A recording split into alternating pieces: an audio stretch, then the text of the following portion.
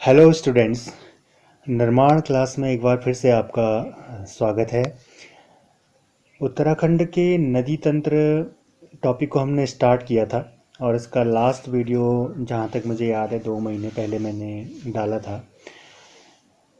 अभी तक हम उत्तराखंड के नदी तंत्र में यमुना नदी तंत्र, अलकनंदा भागीरथी नदी तंत्र में भागीरथी रिवर सिस्टम और अलकनंदा रिवर सिस्टम को पूरे विस्तार के साथ अलग अलग पढ़ चुके हैं।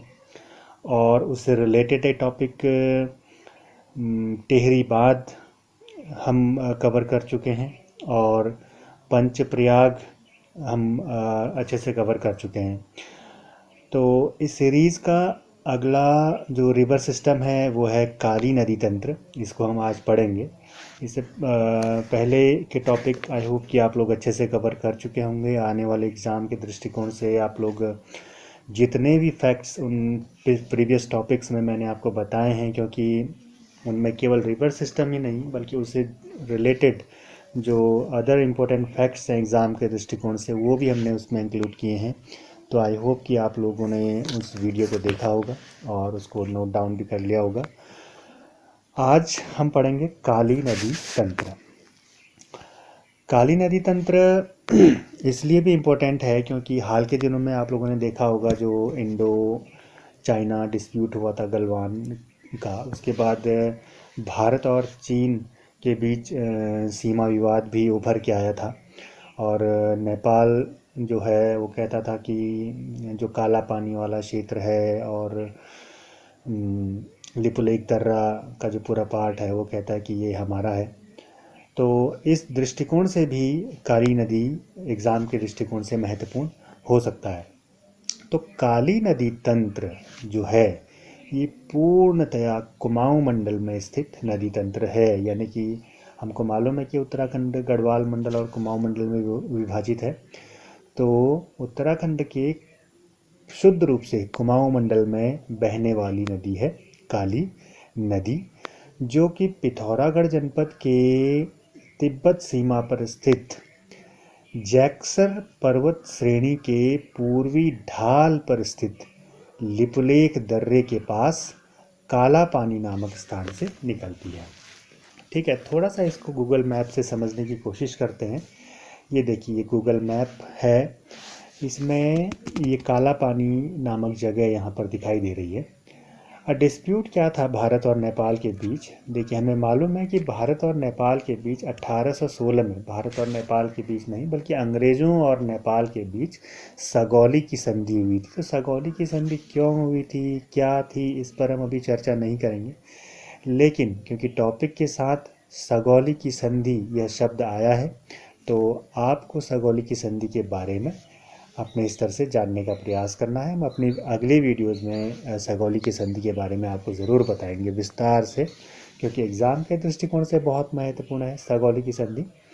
तो सगौली की संधि 1816 में एक छोटा सा पॉइंट ये भी था कि काली नदी जो होगी वो भारत और नेपाल के बीच विभाजन रेखा होगी, यानी कि भारत और नेपाल के बीच जो बाउंड्री डिक्लेयर करेगी वो काली नदी करेगी।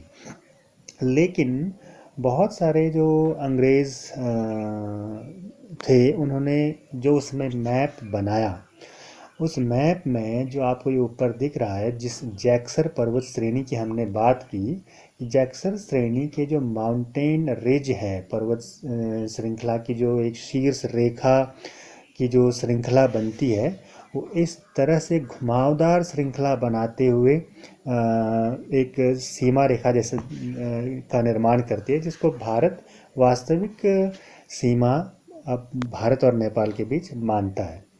इसलिए ये पूरा का पूरा जो बेल्ट है काला पानी का लिपुलेख दर्रे वाला, ये भारत की सीमा में आ जाता है। और बहुत सारे प्रमाण ऐसे बताते हैं कि ब्रिटिश जो भूगोल वेत्ता थे या अंग्रेज़ों के समय में जो मानचित्र बने उसमें भी इसको भारत का हिस्सा बताया गया है।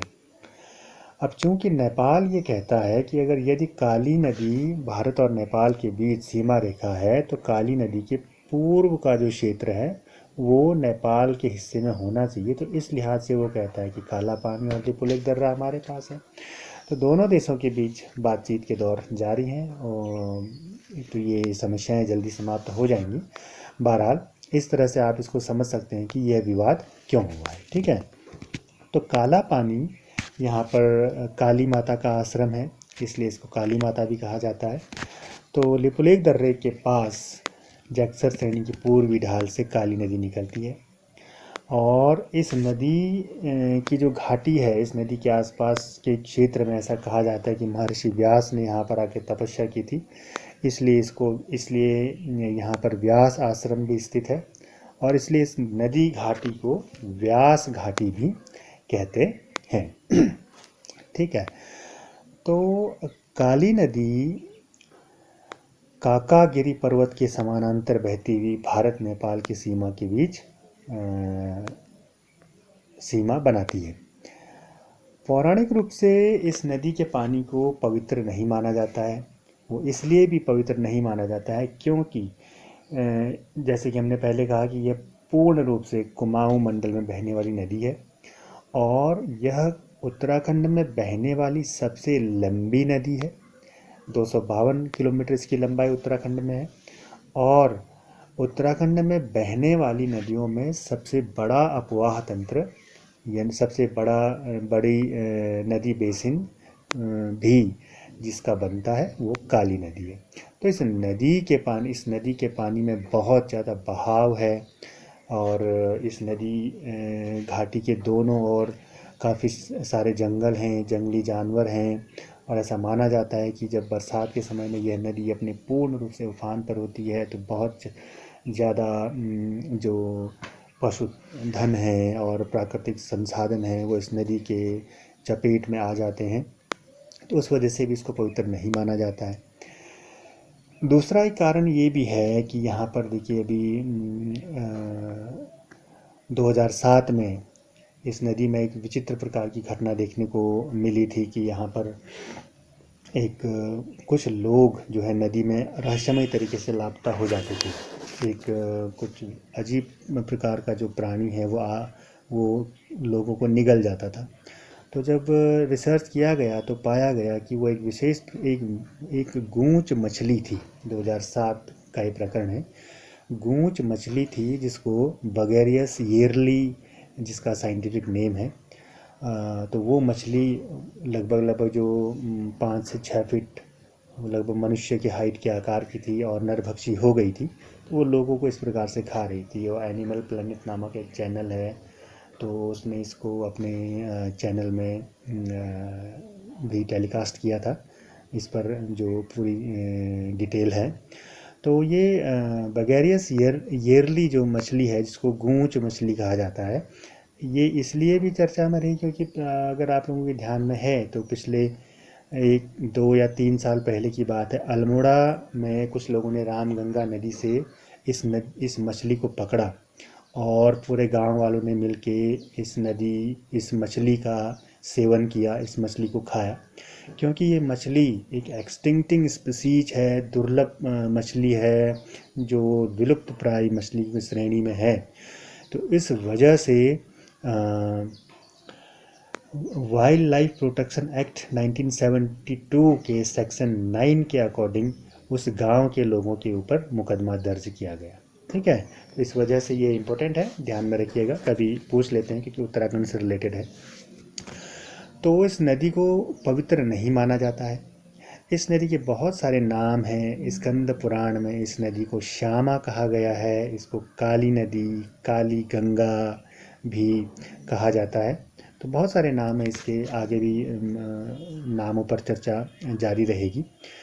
तो काली नदी या काली गंगा का प्रवाह पथ एक लंबाकार घाटी के रूप में है।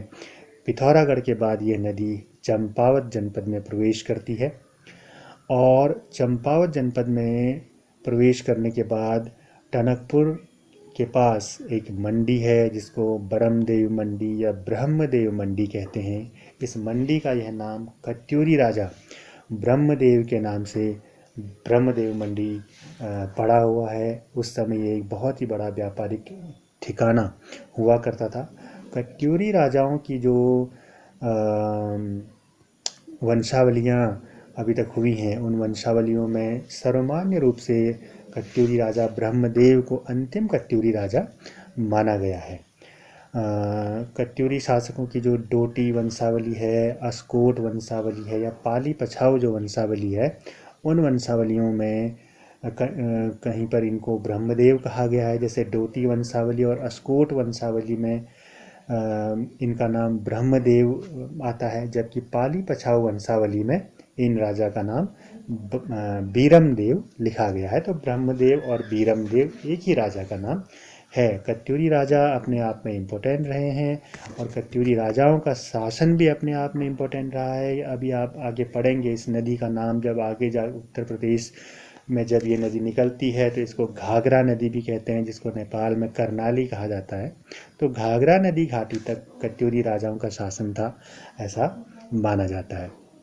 ठीक है, तो चंपावत जनपद में प्रवेश करने के बाद टनकपुर के पास ब्रह्मदेव मंडी के निकट शारदा नाम से यह नदी नेपाल में प्रवेश करती है। तो पूछा जाता है कि शारदा नदी किस नदी का नाम है? तो टनकपुर के पास चंपावत डिस्ट्रिक्ट में यह नदी कहाँ प्रवेश कर जाती है? नेपाल में प्रवेश करती है। टनकपुर के पास इसको शारदा कहा जाता है। नेपाल में जब ये प्रवेश करती है तो ये करनाली इसको कहते हैं, कि फिर बाद में ये नेपाल से वापस फिर उत्तर प्रदेश में आ जाती है, जहाँ पर फिर इसको कहीं पर घाघरा कहा गया है, कहीं पर सरस्वती भी कहा गया है। ठीक है, आगे बढ़ते हैं। काला पानी से जहाँ पर यानी कि जहाँ से काली नदी निकलती है वहाँ से लेके टनकपुर में जहाँ पर ये नेपाल में प्रवेश करती है बनबसा के पास, इसकी लंबाई 252 किलोमीटर है, जो कि उत्तराखंड की सबसे लंबी नदी है। अभी तक की नदियों में देखिए काली नदी की लंबाई अभी हम बता रहे हैं 252 किलोमीटर है। इसके बाद भागीरथी नदी जो थी गंगा नदी तंत्र में, गंगा नदी तंत्र को हम अलकनंदा भागीरथी नदी तंत्र भी कहते हैं। तो भागीरथी नदी थी 205 किलोमीटर की, अलकनंदा नदी थी 190 किलोमीटर की और यमुना नदी थी 136 किलोमीटर की। ठीक है, प्रारंभिक तौर पर काली नदी की कुछ सहायक नदियां हैं। तो सबसे पहली जो इसकी सहायक नदी है वो है कुठियांगटी नदी। कुठियांगटी नदी जो है जैक्सर पर्वत श्रेणी के पश्चिमी ढाल से निकलती है और सांगचुमना, निकुट, थुमका, कुठियांगटी की सहायक नदियां हैं। तो कुठियांगटी के बाद पूर्वी धौली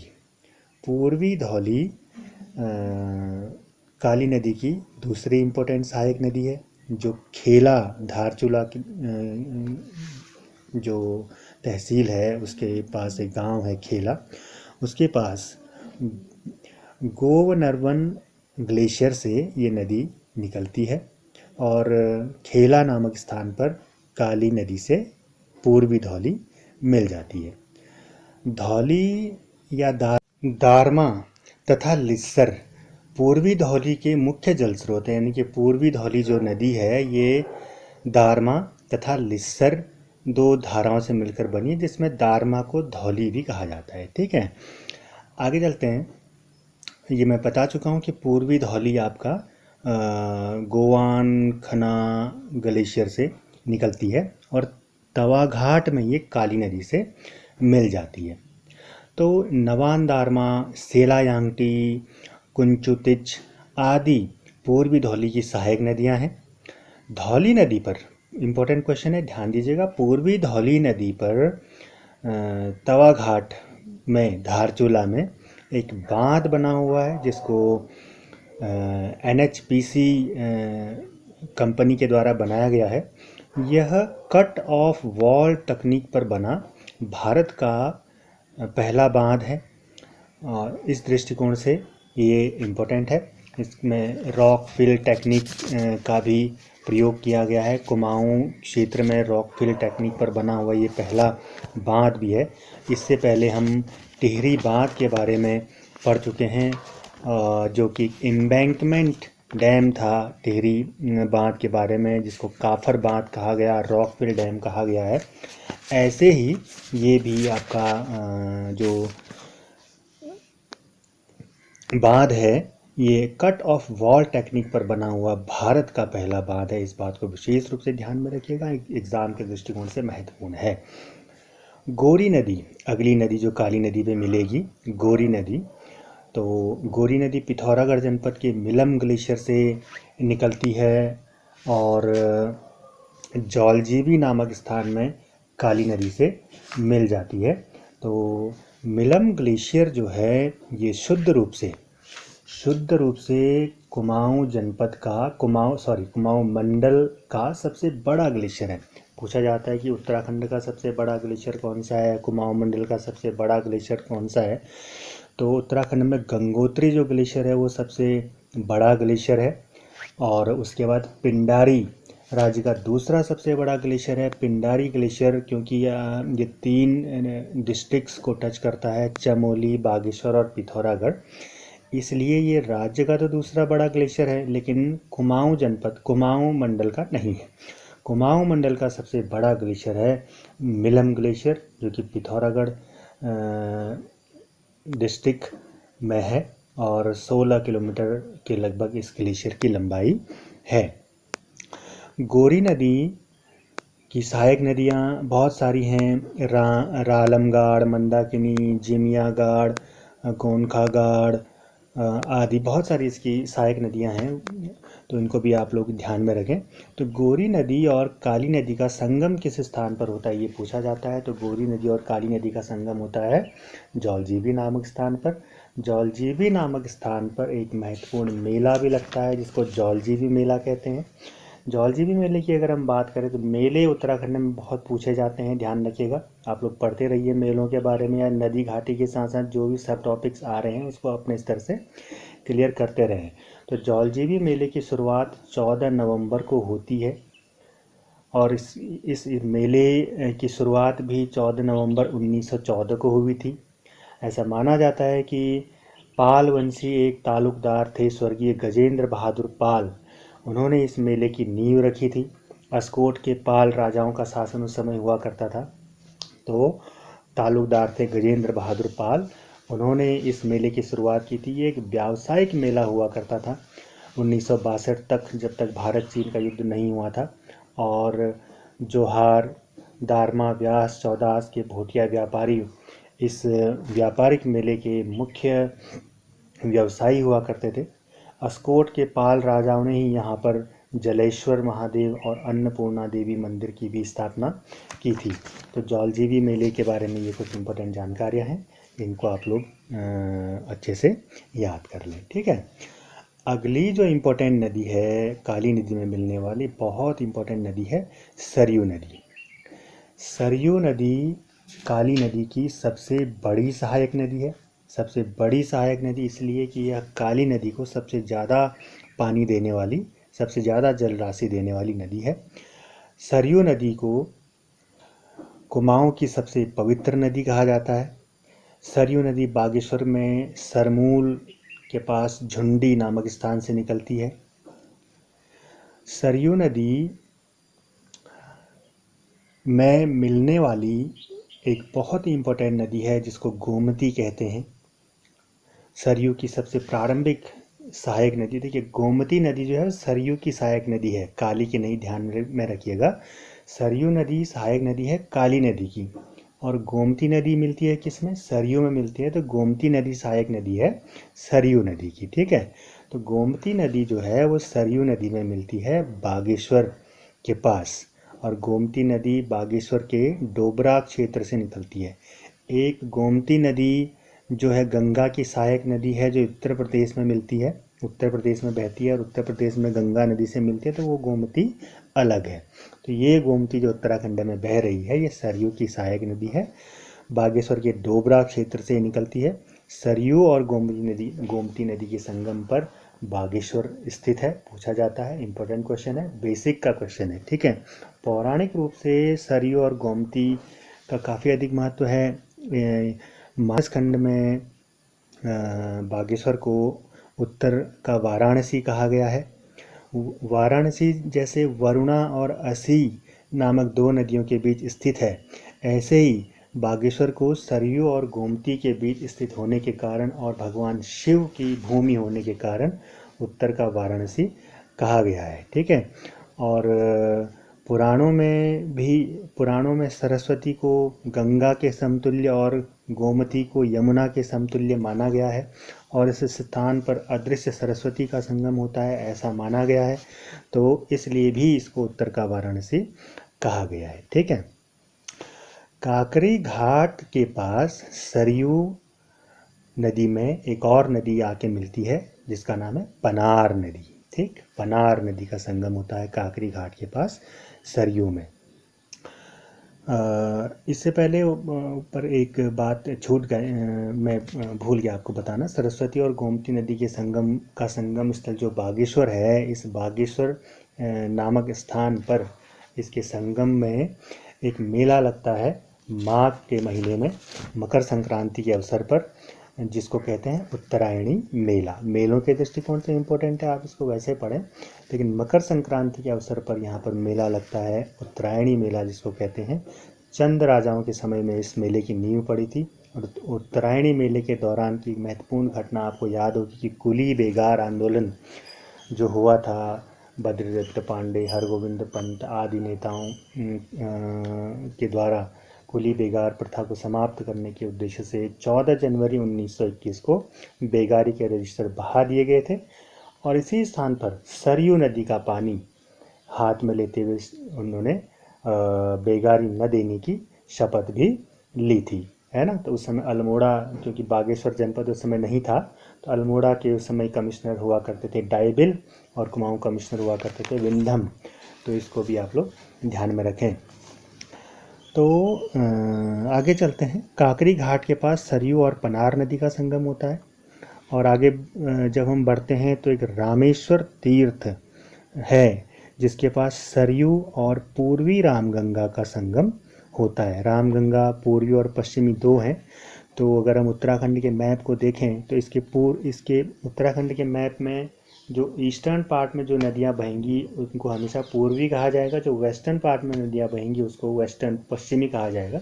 तो ये रामगंगा जो कुमाऊं वाले हिस्से में बहती है इसको पूर्वी रामगंगा कहते हैं। ठीक है। तो ये रामगंगा जो पूर्वी है इसकी लंबाई 108 किलोमीटर है, जो पोंटिंग तथा नामिक हिमनद से दो जलधाराएं इसकी हैं जो पोंटिंग और नामिक हिमनद से निकलती हैं और संयुक्त रूप से रामगंगा कहलाती है। जैसे गंगा गौमुख से निकलती है, ऐसा ही ये भी कहा जाता है कि रामगंगा जो नदी है वो भी गौमुख से निकलती है। कभी आपके अगर क्वेश्चन आए कि निम्न में से कौन सी नदियाँ गौमुख से निकलती हैं और उसमें गंगा ऑप्शन में न हो और चारों के चारों ऑप्शन पूर्ण रूप से दिए हों, यानी कि उपरोक्त में से कोई नहीं भी विकल्प में नहीं है और 4 नदियों के नाम दिए हैं और एक नदी उसमें रामगंगा है, तो आप रामगंगा को उसका आंसर सही मानेंगे, क्योंकि जिस जगह से, जिस ग्लेशियर से ये निकलती है उसकी आकृति भी गौमुख प्रकार की ही है, इसलिए कहा जाता है कि रामगंगा जो नदी है वो गौमुख ग्लेशियर से निकलती है। ठीक है। तो पोंटिंग तथा नामिक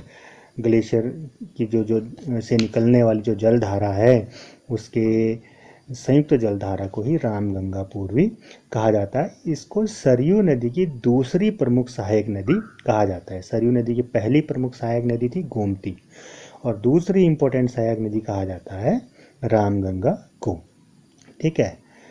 सरयू नदी पंचेश्वर नामक स्थान के पास, जो कि काली कुमाऊं चंपावत वाला क्षेत्र है, सरयू पंचेश्वर के पास काली नदी में मिल जाती है। ठीक है। तो सरयू नदी जो है पंचेश्वर के पास में काली नदी से मिल जाती है। तो काली नदी से मिल जाती है। तो उसके बाद आगे बढ़ते हैं।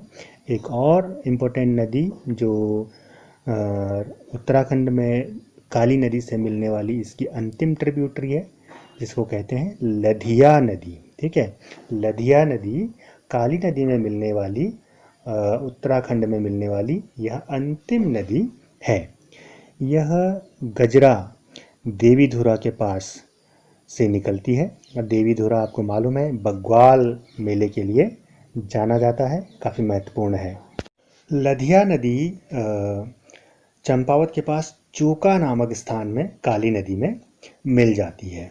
ठीक है। और कोयराला जो है इसकी एक महत्वपूर्ण सहायक नदी है।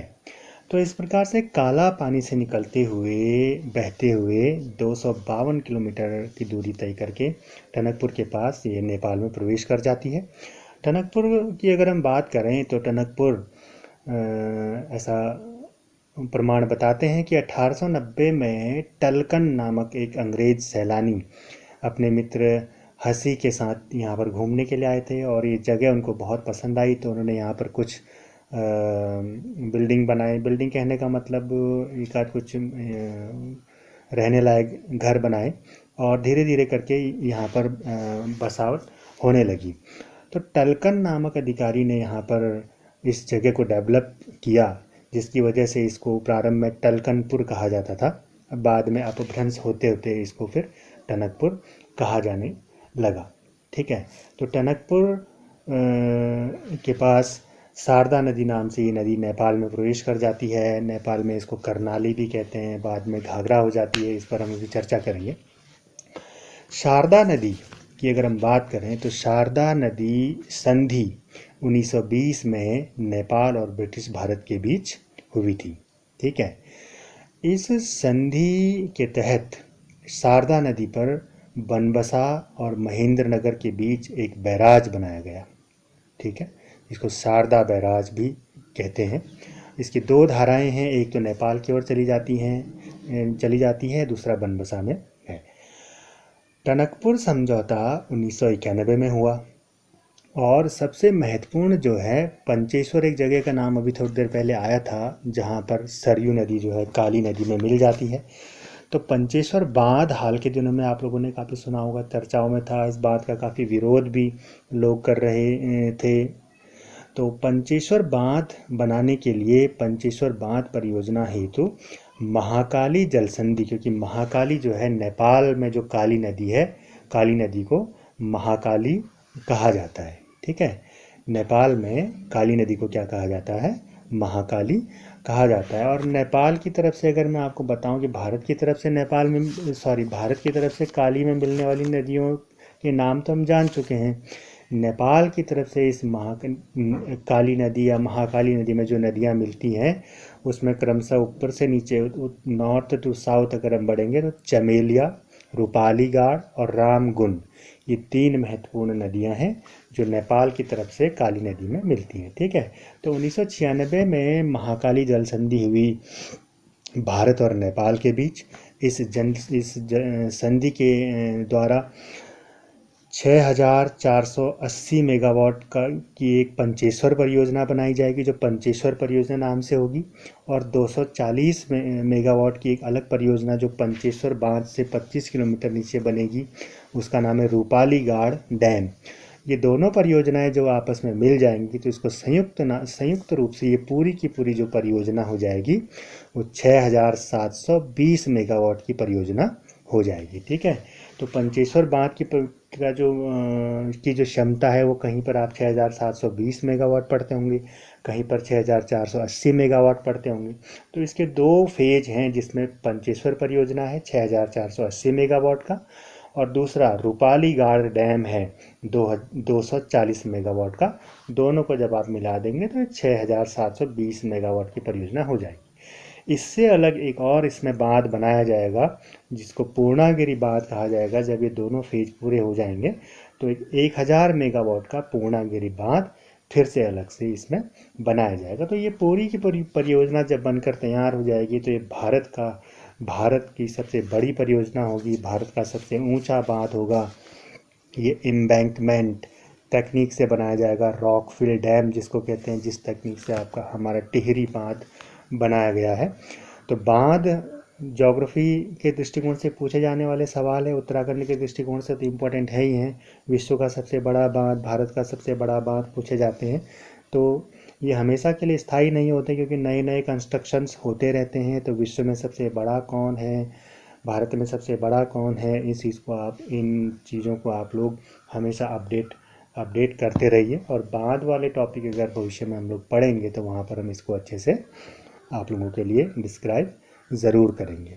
ठीक है, तो काली नदी तंत्र में फ़िलहाल इतनी सारी चीज़ें हैं। अगर इससे रिलेटेड कुछ अन्य चीज़ें होंगी तो आगे जो हम नदियों में मिसक्लेनियस क्वेश्चंस को करेंगे वहाँ पर छूटी हुई चीज़ों को हम लोग कवर करने का प्रयास करेंगे। आई होप कि आपको काली नदी तंत्र और इससे रिलेटेड जो भी पॉइंट हैं वो सब उन सब का निचोड़ इस टॉपिक में मिला होगा। और जो चीज़ें यहाँ पर अगर मुझसे छूट गई होंगी या रह गई होंगी तो उसको मैं बाद में इसको डिस्क्राइब करने की कोशिश करूँगा। तब तक आप लोग पुराने वीडियोस को भी रिवाइज करते रहिए और इस वीडियो को आप बहुत ध्यान से पढ़िए। अगली वीडियो के साथ जल्दी ही फिर आपसे कोशिश करूँगा कि जल्दी ही आप लोगों से फिर से मुलाकात हो। तब तक के लिए आप लोग अपनी तैयारी बहुत ज़ोर शोर से जारी रखिए। आने वाले समय में जो भी एग्ज़ाम होंगे उसके लिए आप अपने आप को पूरी तरह से तैयार रखिए। ठीक है, ओके, थैंक यू।